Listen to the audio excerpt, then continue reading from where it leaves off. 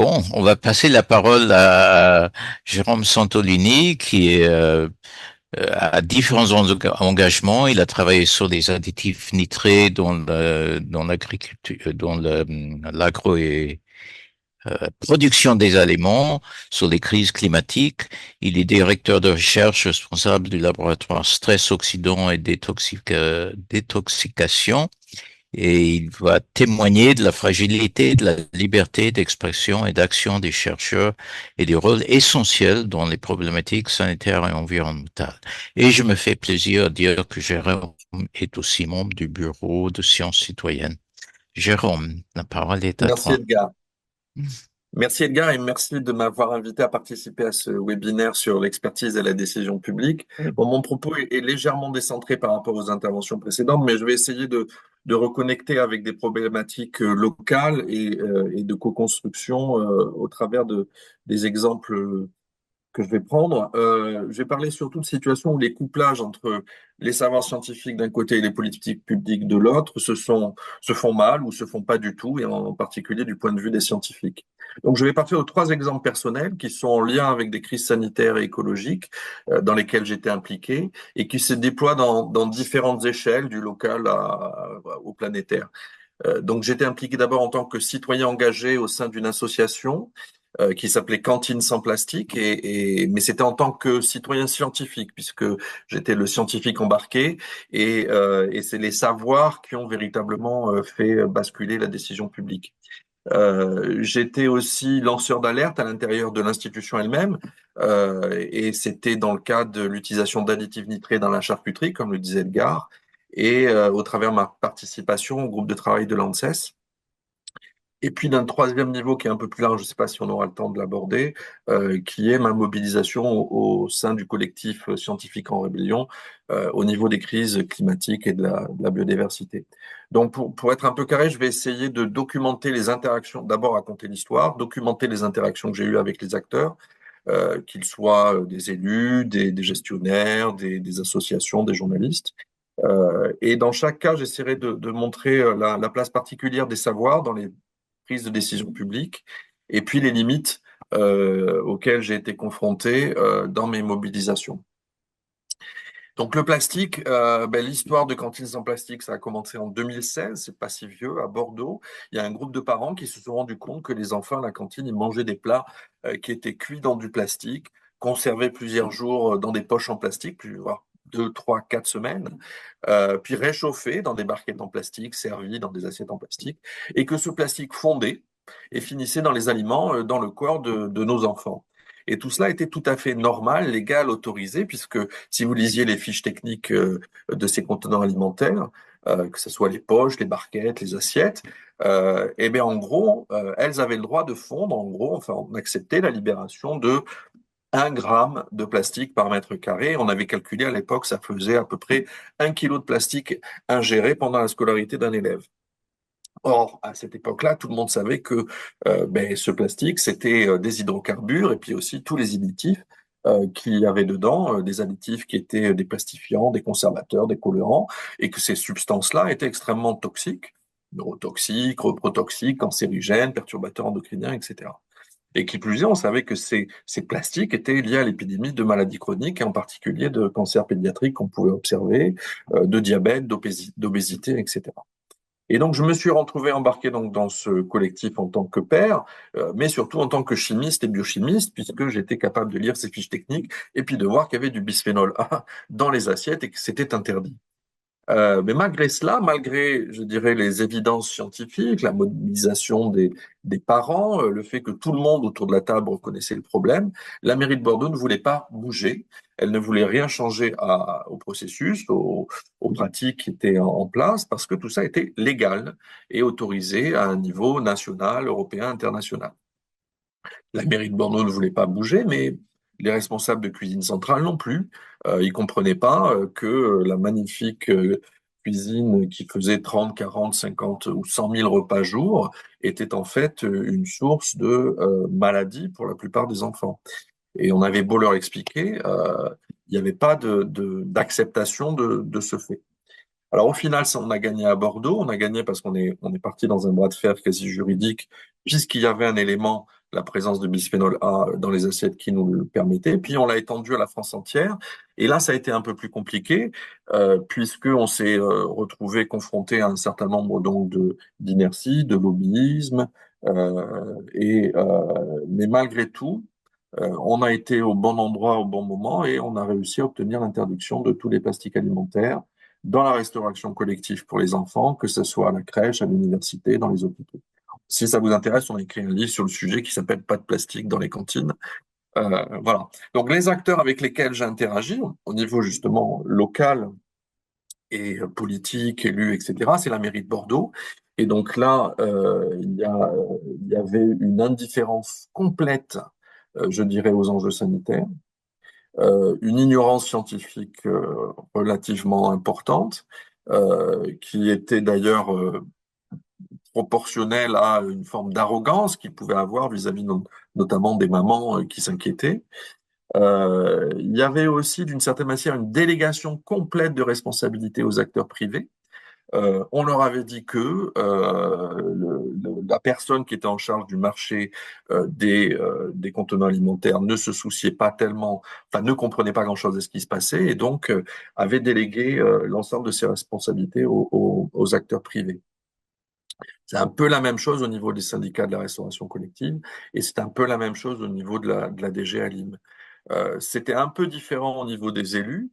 Au niveau local, c'était surtout des emmerdes, cette histoire de plastique, donc ils voulaient pas bouger. Mais au niveau national, ils y voyaient plutôt un intérêt politique. Et donc, se sont saisis de cet enjeu sanitaire pour soit faire monter leur carrière, ou soit peut-être pas de bonne foi, ils étaient préoccupés par la santé des enfants. Mais en règle générale, le rapport au savoir des acteurs publics, il est nul. Soit ils sont indifférents, soit ils sont méfiants et hostiles par rapport à ce qu'on peut leur dire, soit ils sont intéressés, mais pour des raisons qui ne sont pas directement liées au savoir, soit ils trouvent ça accessoire et la plupart du temps important. Donc pour moi, cette expérience a montré qu'en gros, les savoirs ne sont absolument pas pris en compte dans la prise de décision publique. Ils ne sont mobilisés que quand ils sont alignés à des décisions qui ont déjà été prises. Et en tout état de cause, ils ne sont jamais au cœur du processus de décision. Voilà, on les utilise s'il peut y avoir un bénéfice politique, mais jamais en lien avec la décision elle-même. Il y a plusieurs raisons à ça. Une des raisons principales est le fait que cette interface entre les pouvoirs publics et l'expertise scientifique est capturée par les acteurs privés. Et que donc du coup, en fait, il y a un désintérêt complet de la part des acteurs publics. J'ai pas été moi limité par mon institution ou dans cette initiative des engagement-là parce que c'était considéré que j'agissais en tant que parent, même si j'avais le droit d'utiliser mon affiliation, dire que j'étais chercheur au CEA, directeur de recherche, etc. Par contre, en tant que parent, et peut-être même en tant que scientifique, je me suis retrouvé dans un espace d'une violence extrême, qui est les réseaux sociaux, mais aussi l'espace médiatique en règle générale, qui est une zone un peu de non-droit, une zone de non-science aussi, puisque tous les discours sont possibles. On est déjà, d'une certaine manière, dans une ère de post-vérité.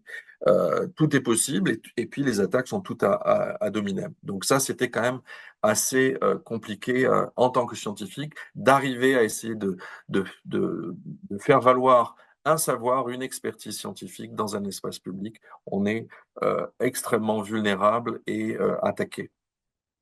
L'autre scandale sanitaire dans lequel j'ai été impliqué, lui, c'était directement dans mon domaine d'expertise scientifique. C'est l'utilisation de sels nitrés dans la charcuterie. Donc, ces sels nitrés, dans mon labo, en fait, c'est des poisons. On les manipule avec des gants. On les stocke dans des armoires scellées à clé. On les élimine avec des... On n'a pas le droit de les mettre dans l'évier. Pourtant, j'ai 10 grammes. Euh, donc, c'est extrêmement strict parce que c'est toxique. Et j'ai réalisé il y a 5 6 ans qu'en fait, on utilisait en France à peu près 200 tonnes de nitrite par an qu'on versait sur de la charcuterie, du jambon, du saucisson. Et pourtant, en 2018, quand je réalise ça, toutes les agences sanitaires internationales, nationales, y compris d'ailleurs les industriels, ils savent que ce processus-là est cancérigène. Ils savent que, par exemple, en France, le fait d'utiliser des additifs nitrés dans la charcuterie, ça induit 1000 à 3000 décès supplémentaires, décès qui sont liés à des cancers colorectaux. Et les industriels le reconnaissent eux-mêmes. Ils pinaillent sur le nombre de morts, mais en gros, en particulier lors de leur audition à l'Assemblée nationale, ils ont reconnu être responsables de la mort de plusieurs centaines de Français par an. Donc là, je me suis mobilisé en tant que scientifique, parce que c'est mon métier, a priori, de mobiliser des savoirs publics au service de l'intérêt général, et j'ai rejoint le groupe d'experts d'une agence donc de sécurité sanitaire, l'ANSES, qui devait statuer sur la question.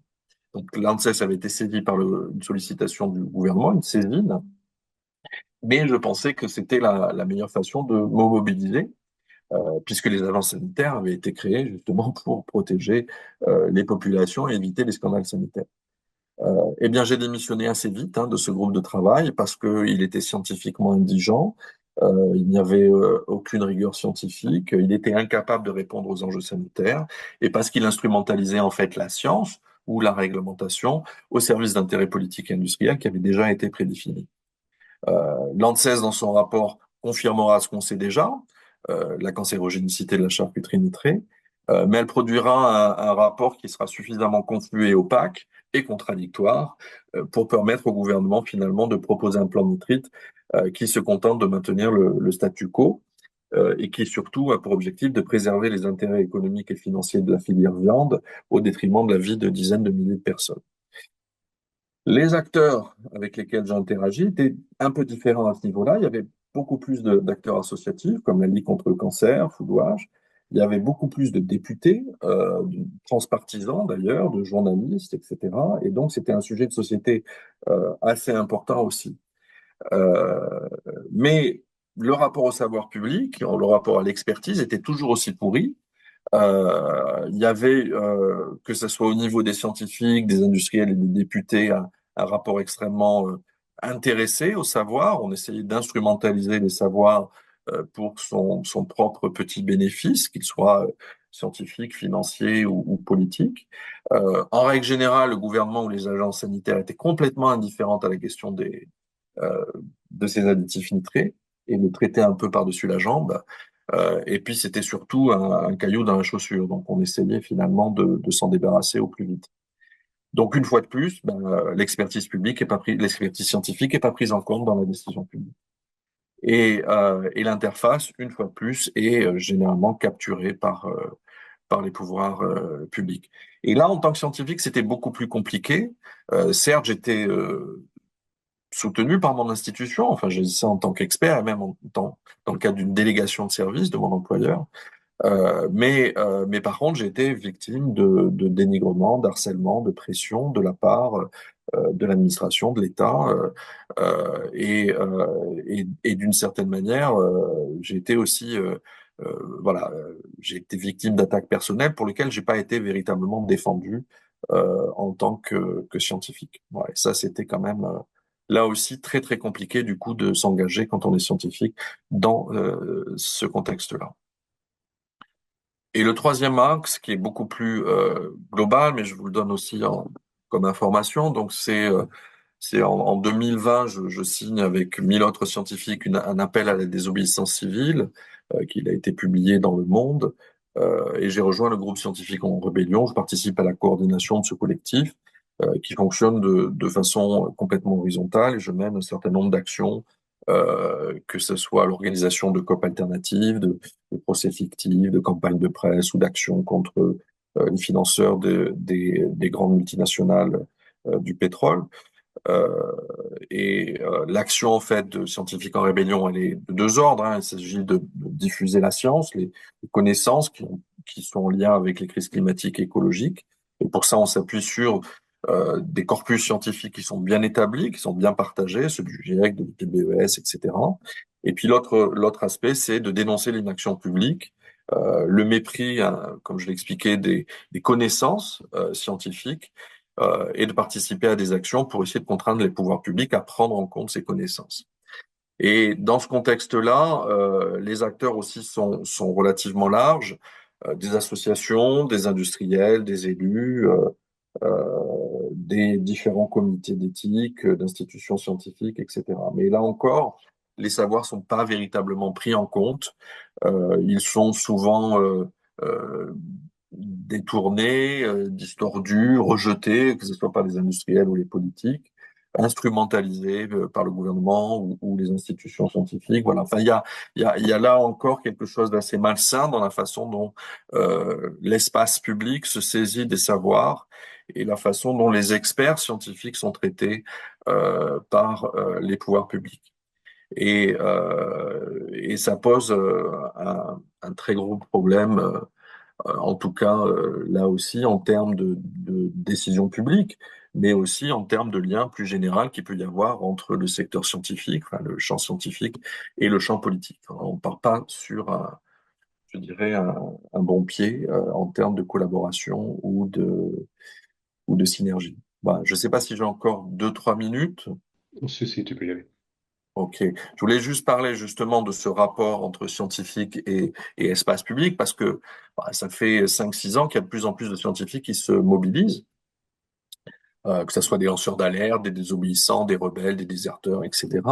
Et ça pose énormément de questions à l'institution scientifique et d'une certaine manière au champ politique lui-même, à tel point que du coup, les institutions se sont saisies de ces questions pour savoir si c'était vraiment légitime pour un scientifique de s'exprimer dans l'espace public ou de s'engager dans l'espace public ou d'agir dans l'espace public.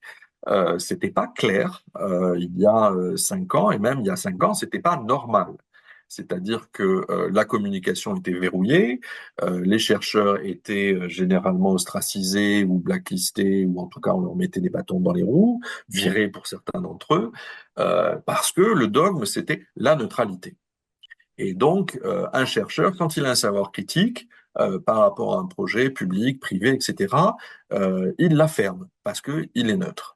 Et ce discours-là a changé depuis 5 ans, à tel point que le comité d'éthique du CNRS, mais celui de l'INRAE, du CIRAD, de l'IFREMER, etc., de sociétés savantes, le collège des sociétés savantes ont expliqué que non, il était tout à fait légitime, et c'était même le rôle d'un chercheur, de s'exprimer dans l'espace public, de partager ses savoirs, de s'engager. Il y avait des limites à la façon dont il le faisait, qui devait respecter une forme de tolérance, d'esprit critique, voilà, il ne devait pas être violent, etc. Mais en tout cas, il n'y avait aucune raison d'empêcher les chercheurs de s'engager, y compris dans des actes de désobéissance civile. Ça ne relevait pas de l'institution. C'était à l'État de les emprisonner ou non, mais en tout cas, euh, c'était pas à l'institution de les juger ou de les empêcher d'agir, ce qui était le cas jusqu'à présent. Et donc, ça change légèrement, d'une certaine manière, le rapport qu'il peut y avoir entre science et politique, parce que jusqu'à présent, les scientifiques neutres étaient surtout mobilisés pour un projet, disons, technique, industriel, capitaliste, etc. Enfin, ce grand projet qu'on appelle le progrès. Il y avait un alignement complet entre les politiques et les scientifiques. Et puis là, on voit que ça merde, que on est en face du mur et que on nous a vendu un peu du rêve et que ça s'est transformé en cauchemar. Et donc, de plus en plus de savoirs et de scientifiques viennent percuter ces différents projets de développement de LGV, de fermes photovoltaïques, voilà, d'usines de retraitement, etc., etc. Et dans ce contexte-là, c'est plus difficile pour les pouvoirs publics de les empêcher de se mobiliser. Et donc, il y a un vivier, en fait, de plus en plus important de chercheurs qui souhaitent s'engager dans l'espace public, qui ne souhaitent plus le faire comme on le faisait avant, au travers d'agences de réglementation, parce qu'ils ne veulent plus que leur savoir ou leur parole soit capturée par des intérêts qui sont opposés à leurs valeurs ou même à leur savoir. Et donc, ils recherchent de plus en plus des espaces où ils puissent mobiliser ces savoirs pour l'intérêt général. C'est pas structuré encore, ça part un peu dans tous les sens, ça va dans Scientifique en rébellion, dans plein d'autres collectifs qui émergent, et en particulier les ateliers d'écologie politique. Mais en tout cas, pour vous, élus locaux ou membres d'associations ou d'initiatives justement qui cherchent à mobiliser les savoirs pour la construction d'un commun local, territorial, il y a un très grand vivier d'experts, entre guillemets, à mobiliser. Et je m'arrête là. Merci Merci. Jérôme. Zétia. Tu parles moi? Non. Du coup, Hmm. Nils Ferrand est arrivé pour nous présenter couplage tout à l'heure, mais on a déjà quelques questions, à la fois pour Jérôme, mais aussi des questions pour Pierre et Sabine par rapport au témoignage de Jérôme. Donc j'ai une première question, puis tu avais une question aussi Edgar. Donc j'ai une première question de Jean-Yves Pinault qui demande si finalement la connaissance scientifique sans le droit reste vaine et inopérante dans la santé démocratique et la santé de tout court. Avec des questions complémentaires, est-ce qu'il y a des groupes de travaux? Et ça lui fait penser aux travaux de Bruno Latour qui soulignait les dégâts de la sectorialisation des domaines. Qu'est-ce que tu en penses, Jérôme? Bah, je suis d'accord, et d'autant plus d'accord qu'un scientifique est au-dessus de la loi quasiment. Il est incomptable de rien. Vous avez envie de dire que l'optimum climatique, il est à 3,5 degrés, ben vous avez le prix Nobel. Et personne ne vient derrière vous expliquer que vous êtes directement, indirectement responsable de la mort de dizaines ou de centaines de milliers de personnes. C'est un exemple extrême, hein, mais d'une certaine manière, il y a cette liberté d'expression dont je parlais, elle va dans les deux sens et elle déresponsabilise complètement les chercheurs. Ce qui fait que il y a une déconnexion surtout entre l'espace de la construction d'un espace politique commun et l'espace des savoirs. Le chercheur ne se sent pas responsable, engagé, impliqué. Il peut dire n'importe quoi. Hein, il peut même dire que le plastique c'est toxique ou que le nitrite c'est cancérigène. Personne ne. C'est un discours qui est presque gratuit, qui n'est ni engageant ni engagé d'une certaine manière dans un espace qui se construit. Voilà. C'est pour ça que j'ai des collègues qui peuvent effectivement dire que le nitrite n'est pas cancérigène.